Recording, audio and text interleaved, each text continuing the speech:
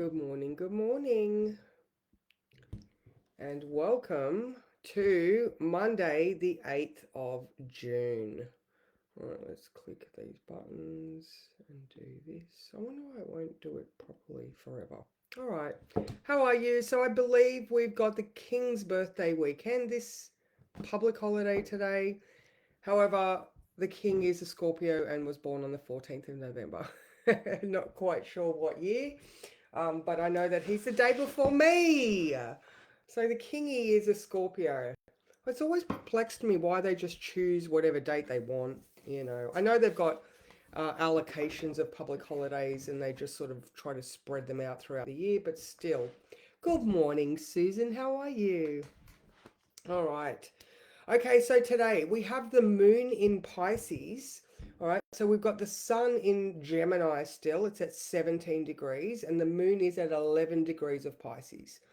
So, this is why my words I've written this the riptide effect, all right, because we've got the moon, good morning, Kath, squaring the sun all day. So, it's going to be some sort of underlying tension, and the moon in Pisces. So we've got all of those delusions, sleepiness, tired, heightened spiritual activity. You might just want to escape reality. All right, and that square, it's just doing things under the surface. So, in addition, we've also got a sextile to Mars, which is exact at 3. So this is where that undercurrent comes in. Good morning, Helen. How are you? So I'll read the words. So it might feel like there is a pull of a riptide going out fast and it's pulling you in the opposite direction to where you want to go. The trick today is to first observe situations before you enter them. All right. I mean, obviously, if someone comes up to you obviously it's every situation is relative. But if you can, do that, stand back and observe and use your senses. Good morning, Elizabeth. How are you? All right, so that Pisces moon has really got you in the feels, but the moon sextile Mars in Taurus. I just went with the imagery and the senses that I got, and it was very much getting pulled in the opposite direction. So the trick is to first observe, and can you see something churning below the surface? Avoid it. All right. If you can see that somebody is frustrated or got the irrits or they're obviously having an issue that does not involve you, just step back. Don't get involved if you can. If it does get you, then stay calm and try to get out of the situation from a different angle that got you into it. All right. So eventually you will find your feet and ground. Even that, like, can you ground first? If you're going into a situation where you can see that there's underlying tension, like think of that, that riptide, it looks calm on the surface, but your senses are like, no, something's not right here, then a different angle to what you got into it might be the way that you back away slowly. So in addition to this, so the sun square the moon square the sun. All right, because we're going into a where this is our waning square. All right, so we've had the full moon, and now we're getting into that waning, like the energy is lessening. We are retreating into our caves. All right. So, oh my God. Good morning, Daniel. Good morning, Harlow. Good morning, Rain. How are you? Yay. All right. So, moon square sun, sextile Mars, underlying energy, but Mars is frustrated because he's in Taurus and he's not making any angles to anything else, so he's stuck in his own head. All right, so this is why Mars is going to be a little bit extra frustrated. So all our men folk could have that underlying frustration coming through. And Mercury is also sextile Mars. So again, there's a lot of thinking activity. There's a lot of head stuff happening, and square Saturn.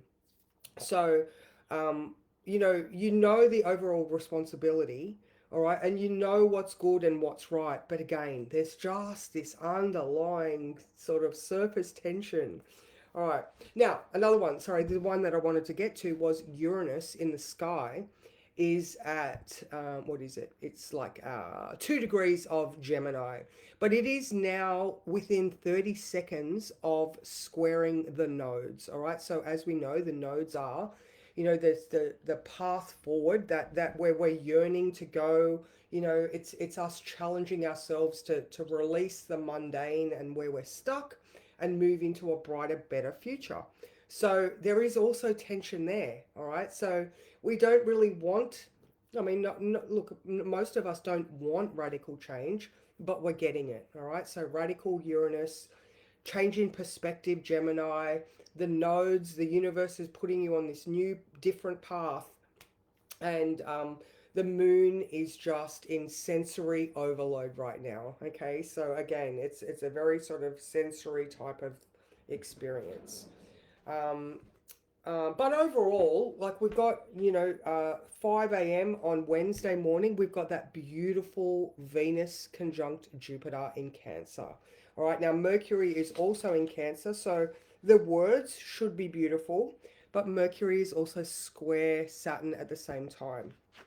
So it's definitely you know, trust your feelings, allow the right words to come out. That's definitely an important one. All right, Mercury square Saturn. There is a responsibility here that words need to be said about the individual. All right, so Mercury in Cancer. Maybe you're talking to family members, and so Mercury in Cancer and Saturn in Aries. So it's about me as a person. So I have also organized to meet um, my mum and dad tomorrow for coffee in town. So this should be interesting because I have not seen them since, I have not spoken really to them since November last year. So that's happening. That's going to be fun. But I am utilizing that beautiful Venus Jupiter conjunction. So I'll get a, haven't had a card for a while. One of these ones anyway. It's so nice to be home. So I've got 5 weeks off now. So I'm gonna recover for a little bit longer because definitely had that physical overburden for many months, and it's all just come to a halt. And now I'm like, oh. So yeah, soon back into business mode, Elizabeth. I'll definitely be working on classes again, so I'll reach out to you. But let's just concentrate and do this card. What card is perfect? This one. Oh, yay. Oh, that's a nice one. Look. There we go. Okay, so it is, could it be a dragonfly? Oh, I like that. Card number 8.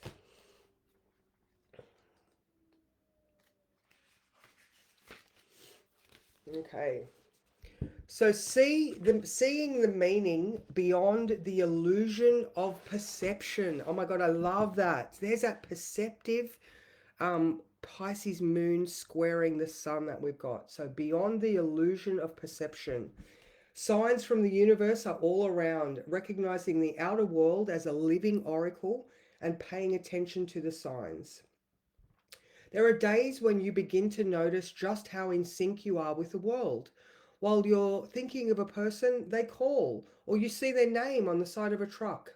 You might need to know the answer to something important, and then you overhear just the information that you need in the lyrics of a song on the radio. It's common to develop a relationship with a sign that always shows up when spirit of someone you've loved and lost is nearby. Oftentimes it's based in nature, like a feather or a butterfly. Maybe a dragonfly shows up to let you know that you're on the right track. Now is the time for you to trust those signs in the world around you as a way in which the universe reflects you, witnesses you, and loves you dearly. Pay attention as the entire world is your oracle. Uncanny and serendipitous occurrences remind you that you matter, that the universe is watching over you. Could it be simply a dragonfly, or is that the message from spirit sparkling through its wings? Trust these symbolic moments as they are sacred and personal. And I absolutely love that because, like I was saying about that Uranus square the nodes, these could be sudden and unexpected changes to your trajectory, or they could just be flashes of inspiration. And like this is saying, signs from the universe all around you that you need to follow a certain path, or a thought that you're having becomes clarified. Like the universe is like, yes, yes, you're on the right path. So I think it's going to be one of those days. But like I said, assess situations, because we do have that undercurrent. So you don't want to get pulled into a situation that you're not comfortable with. And if you do, like I was saying, try to get out of it at a different angle. Like getting out of a rip is, you float on your back, you stay calm, you put your arm up to let somebody know that you need help, and eventually you get out of the rip, but then you need to get back to shore. So in this case, you're just having a look, with Mars being grumpy and floating around on its own, but making connections to Mercury. We need to just sort of use our perception to assess people before we go into them, so that we're not then, again, getting ourselves drawn into a situation that is not our own and we don't need to be in. So I hope that feels good for everybody. I am around today, so if anybody wants to have chats, then please reach out. And yeah, charts and chats. The classes are coming back, so I will get all that organized and get back onto it. But yeah, thank you so much for joining me, and I hope you have a wonderful day. And mwah, take it easy.